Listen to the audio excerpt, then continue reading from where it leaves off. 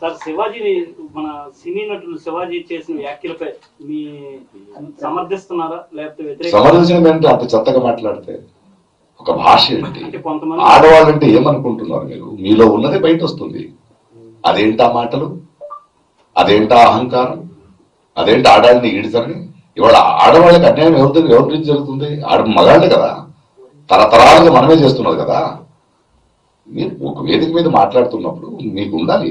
సరే, ఆయన క్షమాపణ అడిగాడు, బట్ ఒక సంస్కారాలు బయలుదేరారు కదా. ఇప్పుడు ఆమెను ఆంటీ అన్నాడు అంటే ఆడ భాష చూడండి. వాళ్ళకి ఆడవాళ్ళ బాడీ పార్ట్స్ తప్పితే తెలుగు రాదు వాళ్ళకి. వాళ్ళ బాడీ పార్ట్సే మాట్లాడతారు. వాళ్ళు ఎంత సంస్కారాలు అనుకో మాట్లాడుతున్నా అంత అసహ్యనది. అనసూయ గారిని, అనసూయ లాంటి వాళ్ళని నేను సపోర్ట్ చేస్తాను. ఆడవాళ్ళని సపోర్ట్ చేయాల్సింది మా బాధ్యత, మా కర్తవ్యం. అది శివాజీ గారు కానీ ఎవరు కానీ ఒక వేదిక మీద మాట్లాడేటప్పుడు ఒళ్ళు దగ్గర పెట్టుకుని, మీకు ఒక వేదిక ఎందుకు ఇచ్చారు?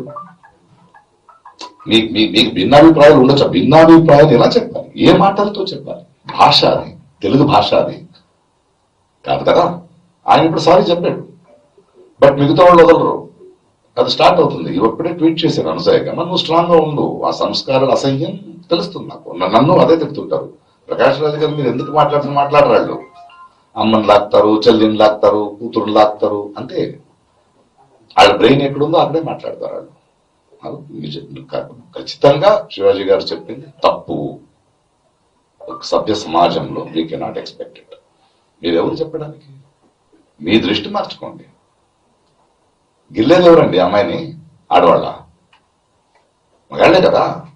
మరి నేను పోకులేలా చెప్పాలా గిల్లితే గిల్లించుకోవాలని? కాదు కదా, న్యాయం కదా, అది తప్పది.